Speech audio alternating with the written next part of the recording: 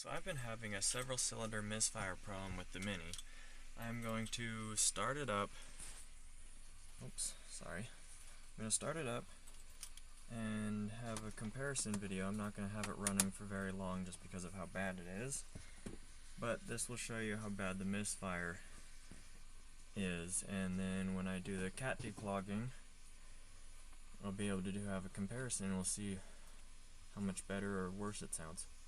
So here we go. Oh, it's not even going to stay running.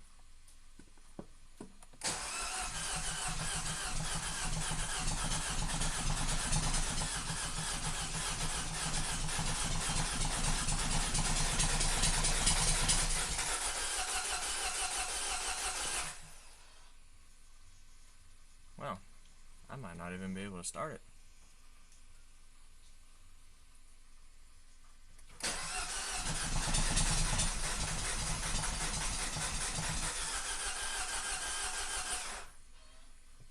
Alright. Well, apparently it's really bad. So, yeah, I'm not going to keep trying if it's not even going to fire up.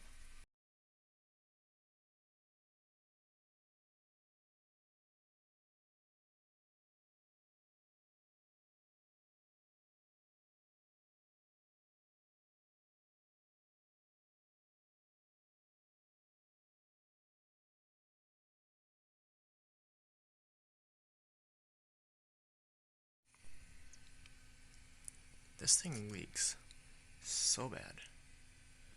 Also, it looks like just a catted downpipe, and then after the downpipe it's like a one-piece exhaust all the way back. This should be relatively easy to get to then. Somewhat. I'm going to have to do some disassembling from the top and the bottom.